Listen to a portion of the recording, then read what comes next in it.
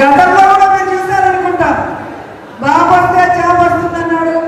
అప్పుడు లోకేష్ బాబుకు మాత్రమే జాబ్ వచ్చింది. మళ్ళీ మొన్న ఎలక్షన్స్ లో అదే అబద్ధం చెప్పారు, బాబు వస్తే జాబ్ వస్తుందని. చంద్రబాబుకి, లోకేష్ బాబుకి, పవన్ కళ్యాణ్ బాబుకి మాత్రం ఉద్యోగాలు వచ్చాయి. అది ప్రతి తల్లిదండ్రి గుర్తుపెట్టుకోవాలి. జగనన్న వస్తే ఎన్ని లక్షల ఉద్యోగాలు ఇచ్చారు మీ పిల్లలకి. మీ పిల్లల చదువు కోసం ఫ్రీ ఎడ్యుకేషన్ ఇస్తూ, క్వాలిటీ ఎడ్యుకేషన్ ఇస్తూ, ప్రతి బిడ్డ చక్కగా చదువుకొని ఉద్యోగం చేసి ఆ కుటుంబాన్ని చూసుకోవాలి, పేదరికం నుంచి ఆ కుటుంబం రావాలని ఎంత కష్టపడ్డారో మీ అందరూ కూడా తెలుసుకోవాలి. అలాగే అన్నదాతకి వెన్నుదన్నుగా ఉంటామన్నారు కూటమి ప్రభుత్వం. ఆనాడు అన్నకి వెన్నుపోటు పొడిచారు, ఈరోజు ఓట్లేసిన ప్రజలకి వెన్నుపోటు పొడిచారు కూటమి ప్రభుత్వం. అలాంటి వాళ్ళకి మళ్ళీ వెన్నుపోటు పొడిచే విధంగా మనం అందరం కూడా ఐక్యమత్యంగా పనిచేయాలని కోరుకుంటూ, మొన్న ఎన్నికల్లో దిగజారుడు రాజకీయాలు కూటమి ప్రభుత్వమే కాకుండా మన పార్టీలో ఉన్న వాళ్ళు చేయడం వల్ల ఈ జిల్లాలో ఎప్పుడు అత్యధికంగా రావాల్సిన సీట్లు తగ్గాయి. రాబోయే ఎన్నికల్లో కరుణాకర్ రెడ్డి గారి సారథ్యంలో జగనన్నకి చిత్తూరు జిల్లా ఎప్పుడు అండగా ఉంటుందని నిరూపించారు. అన్ని సీట్లు కుటుంబంతో సహా గెలవాలని కూడా, దానికి ప్రతి వైఎస్ఆర్సీపీ కుటుంబ సభ్యులాగా లీడర్ పనిచేయాలని కోరుకుంటూ మా గురువు గారు మాట్లాడాల్సిందిగా. వైఎస్ఆర్సీపీ పార్టీలో నూతన ఉత్సాహంతో ఈరోజు ప్రతి కార్యక్రమం కూడా విజయవంతం కావడం మనం అందరం కూడా గమనించాలి. ఈ కార్యక్రమానికి విచ్చేసిన మా గురువు గారికి, అలాగే మన ప్రియతమ ఎంపీ గురుమూర్తి గారికి, మనకి ఎప్పుడు అండగా ఉంటూ మన నగిరి నియోజకవర్గానికి సపోర్ట్ చేసే తండ్రి సమానులు రెడ్డప్ప గారికి, ఇక్కడికి విచ్చేసిన వైఎస్ఆర్సీపీ కుటుంబ సభ్యులకి, పాత్రికేయులకి పేరు పేరున అందరికీ హృదయపూర్వకంగా కృతజ్ఞతలు తెలియజేసుకుంటున్నాను. సో మన ప్రభుత్వం మనం ఎలా చేశాం, ప్రజల్ని ఎలా ఆదుకున్నాం అనేది మీ అందరికీ కూడా తెలుసు. కానీ ఇక్కడ మనం తప్పు చేసి ఓడిపోలేదు. కూటమి ప్రభుత్వ తప్పుడు ప్రచారం వల్ల ఈరోజు మనం ఓడిపోయాం.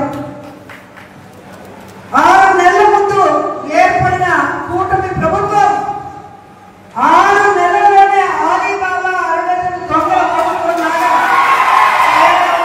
గమనిస్తున్నారు. ఎన్నికల ముందేమో అరచేతిన వైకుంఠం చూపించారు కూటమి ప్రభుత్వం వాళ్ళు, అది చేస్తాం ఇది చేస్తామని. కానీ 6 నెలలకే నరకం చూపిస్తున్నారు ఆంధ్రప్రదేశ్ ప్రజలకి. ఈరోజు ఎక్కడికి వెళ్ళిన రాష్ట్రంలో జగనన్నని ఓడించుకొని తప్పు చేశామని ప్రతి ఒక్కరూ కూడా పశ్చాత్తాపడుతున్నారు, బాధపడుతున్నారు. ఎందుకంటే జగనన్న ఈ రాష్ట్రంలో కులం చూడలేదు, మతం చూడలేదు, పార్టీ చూడలేదు. పేద ప్రజలు బాగుండాలనుకున్నాడు. ఆ ప్రజల సంక్షేమం కోసమే 5 సంవత్సరాలు ఆయన కష్టపడి పనిచేసి తానిచ్చిన ప్రతి వాగ్దానాన్ని నెరవేర్చడమే కాకుండా ఇవ్వని అనేక వాగ్దానాన్ని నెరవేర్చడం కూడా ఈరోజు మీరందరే కాదు, కూటమి ప్రభుత్వ ఓటర్లు కూడా గమనిస్తున్నారు.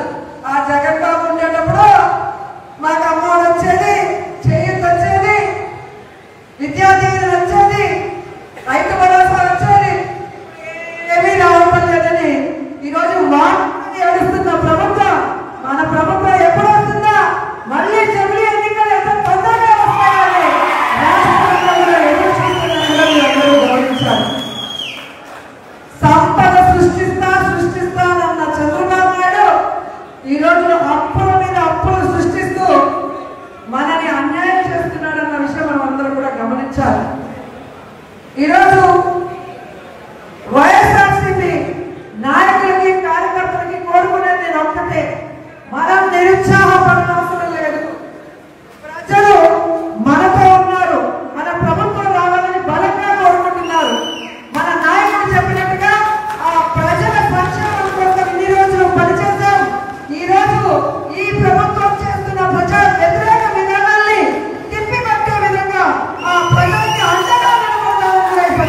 తెలియజేసుకుంటున్నాను.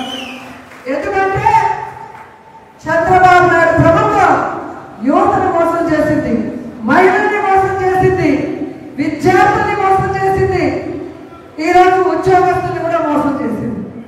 కాబట్టి అలాంటి ప్రభుత్వానికి బుద్ధి చెప్పాల్సిన బాధ్యత ప్రజాపక్షం పార్టీ అయిన వైఎస్ఆర్సీపీకి మాత్రమే ఉందని కూడా ఈ సందర్భంగా అందరికీ కూడా తెలియజేసుకుంటున్నాను. ఎందుకంటే మీరందరూ కూడా ఎన్నికల ప్రచారంలో చూశారు, మనం చేసుకున్న చెప్పుకోవాలంటే చాలా ఉంటుంది. కానీ వాళ్ళు ఇంతే కాబట్టి నీకు 18, నీకు 18, నీకు 15, నీకు 45, పచ్చ షర్ట్లు వేసుకొని వచ్చి చెప్పారు, పచ్చ చీరలు కట్టుకొని వచ్చి చెప్పారు. ఈరోజు చెవులో పూలు పెట్టారు. సో మహిళలంతా కూడా ఒక కూటమిగా ఏర్పడి ఈ కూటమి ప్రభుత్వాన్ని కూటమి వేగంతో తగ్గించే విధంగా మనందరం కూడా పనిచేయాలని మిమ్మల్ని అందరినీ కూడా కోరుకుంటున్నాను. నా జీవితంలో నేను ఎప్పుడు అసూయపడలా, నాకు ఈర్ష్య ఉండదు. ఎవరైనా నాకైనా విజయం సాధించిన ఎత్తుకు ఎక్కి నాకు ఇబ్బంది ఉండదు. మొట్టమొదటిసారి మిమ్మల్ని చూస్తే నాకు అసూయగా ఉంది. ఇంత చక్కటి ప్రకృతి మధ్య మీరు బతుకుతూ నాకు అసూయ కలిగిస్తా ఉన్నారు. అందుకని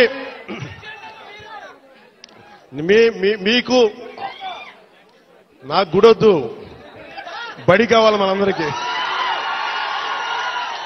ముందు చదువు ఉంటేనే భగవంతుడు గుర్తొస్తాడు, బడి ఉన్న చోట గుడి వస్తుంది. అందుకని నేను మీకు నిరంతరం మీకు అందుబాటులో ఉంటాను.